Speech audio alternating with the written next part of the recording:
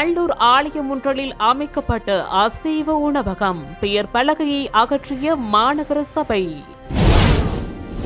இந்தியாவின் அழகு ராணி போட்டியில் தெரிவான இலங்கை அழகி. மட்டக்களப்பில் 22 கைய முத்துக்களுடன் இருவர் கைது.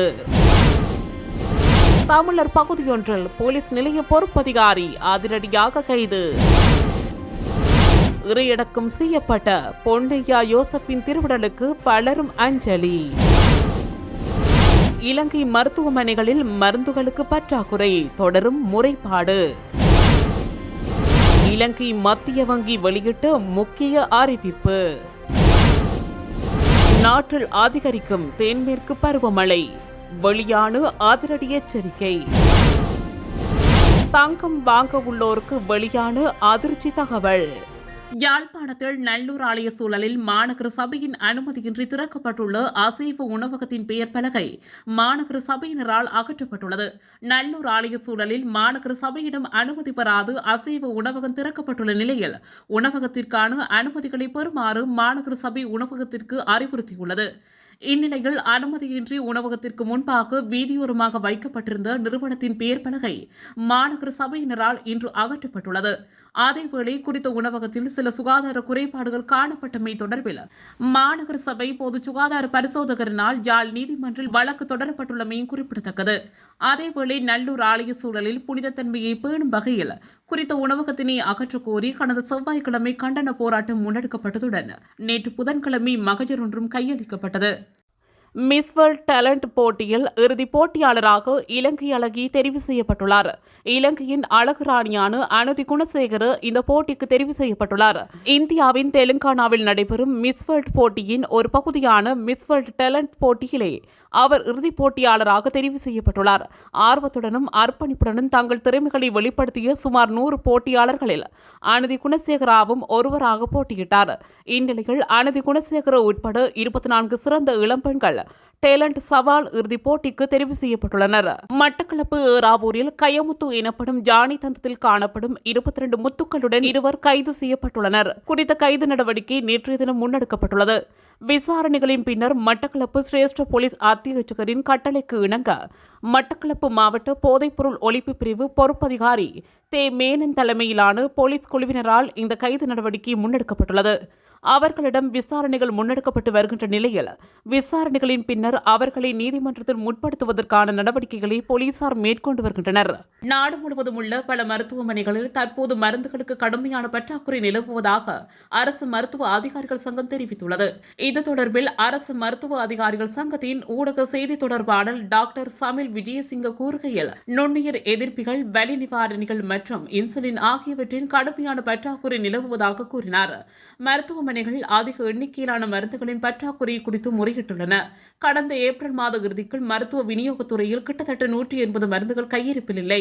மேலும் மருத்துவமனை அமைப்பில் கிட்டத்தட்ட 50 மருந்துகள் கையிருப்பில் இல்லை. நிலைமை மோசமடைந்து வருகிறது. நுண்ணுயிர் எதிர்ப்பிகள், வலி நிவாரணிகள் மற்றும் இன்சுலின் ஆகியவற்றில் சிக்கல் இருப்பதாக எங்களுக்கு கிடைக்கும் தகவல் உள்ளது. மேலும் இதய நோய், உயர் ரத்த அழுத்தம் மற்றும் அறுவை சிகிச்சைக்காக வழங்கப்படும் சில உபகரணங்கள் போன்ற நோய்களுக்கு வழங்கப்படும் மருந்துகளில் மருத்துவமனை அமைப்பிலும் பிராந்திய ரீதியாகவும் சிக்கல்களை காண்கின்றோம். மருந்துகளின் பற்றாக்குறையில் சில மருத்துவமனை அமைப்பிலேயே உள்ளதாகவும் குறிப்பிட்டுள்ளார். வவுனியா பூவரசங்குளம் போலீஸ் நிலைய பொறுப்பதிகாரி 5 லட்சம் ரூபாய் லஞ்சம் பெற முற்பட்ட போது இளஞ்ச ஊழல் ஆணைக்குழுவால் கைது செய்யப்பட்டுள்ளார். குறித்த கைது நடவடிக்கை நேற்று மாலை இடம்பெற்றுள்ளது. சம்பவம் தொடர்பாக மேலும் தெரிய வருகையில், வவுனியா பூவரசங்குளம் போலீஸ் நிலைய பொறுப்பதிகாரி லஞ்சம் கோருவதாக லஞ்ச ஊழல் ஆணைக்குழுவிற்கு முறைப்பாடு வழங்கப்பட்டிருந்தது. இதனை அடுத்து நேற்றைய தினம் பூவரசங்குளம் போலீஸ் நிலையத்திற்கு வருகை தந்த லஞ்ச ஊழல் ஆணைக்குழுவின் அதிகாரிகள் குறித்த போலீஸ் நிலையத்தின் பொறுப்பதிகாரி 5 லட்சம் ரூபாய் லஞ்சம் பெற முற்பட்ட போது கைது செய்துள்ளனர். காணி விடயம் ஒன்று தொடர்பாக குறித்த லஞ்சம் பெறப்பட்டதாக தெரிவிக்கப்படுகின்றது. கைது செய்யப்பட்ட பொறுப்பதிகாரி மேலதிக சட்ட நடவடிக்கைகளுக்காக வவுனியா தலைமை போலீஸ் நிலையத்தில் ஒப்படைக்கப்பட்டுள்ளார். அவரை இன்றைய தினம் வவுனியா நீதிமன்றத்தில் முற்படுத்தப்பட உள்ளதாக தெரிவிக்கப்படுகின்றது. நித்திய இளைப்பாறிய மட்டு அம்பாறை ஓய்வு நிலை ஆயர் ஜோசப் பொன்னையா ஆண்டகையின் திருவுடல் நேற்று மாலை மட்டக்களப்பு புனித மரியாள் பேராலயத்திற்குள் இறையடக்கம் செய்யப்பட்டது. சுகையினமுற்றிருந்த நிலையில் கடந்த 19ஆம் தேதி தனது 74வது வயதில் ஓய்வு நிலை ஆயர் ஜோசப் பொன்னையா ஆண்டகை காலமானார். அவரின் திருவுடல் தண்ணாமுனை தேவாலயத்தில் மக்களின் அஞ்சலிக்காக வைக்கப்பட்டிருந்த நேற்று முன்தினம் மட்டக்களப்பு புனித மரியாள் பேராலயத்திற்கு கொண்டு வரப்பட்டு அங்கு 2 தினங்களாக அஞ்சலிக்காக வைக்கப்பட்டிருந்தது. பெருந்திரளான மக்கள் அஞ்சலி செலுத்தி வந்த நிலையில் நேற்றைய தினம் இலங்கை தமிழரசு கட்சியினால் அஞ்சலி செலுத்தப்பட்டது. இலங்கை தமிழரசு கட்சியின் மட்டக்களப்பு மாவட்ட கிளையின் ஏற்பாட்டில் நாடாளுமன்ற உறுப்பினர் ஞானமுத்து சினேசன் தலைமையில் அஞ்சலி செலுத்தப்பட்டது. நேற்று மாலை மட்டக்களப்பு மறைமாவட்ட ஆயர் ஆண்டன் ரஞ்சித் ஆண்டகையின் தலைமையில் இறுதி நாள் கூட்டு திருப்பலி ஒப்புக் கொடுக்கப்பட்டது. இந்நிகழ்வுகளில் இலங்கையின் மறை மாநிலங்களின் ஆயர்கள், சர்வ மதங்களின் குருமார்கள், அரசியல் பிரமுகர்கள் மற்றும் கிறிஸ்தவ அமைப்புகளின் பிரதிநிதிகள், பொதுமக்கள் என பெருந்திரளானோர் கலந்து கொண்டனர். இலங்கை மத்திய வங்கி அதன் பணவியல் கொள்கை நிலைப்பாட்டை மேலும் தளர்த்த முடிவு செய்துள்ளது. நேற்று இரவு நடைபெற்ற கூட்டத்தில் இந்த முடிவு எடுக்கப்பட்டுள்ளது.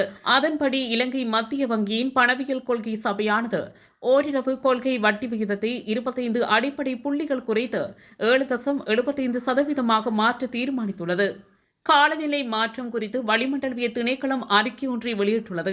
தென்மேற்கு பருவமழை மேல் சப்ரகமுவ, வடமேல் மற்றும் மத்திய மாகாணங்களிலும் காலி மற்றும் மாத்தறை மாவட்டங்களிலும் அவ்வப்போது மழை அல்லது இடியுடன் கூடிய மழை பெய்யக்கூடும் என வளிமண்டலவியல் திணைக்களம் எதிர்வு கூறியுள்ளது.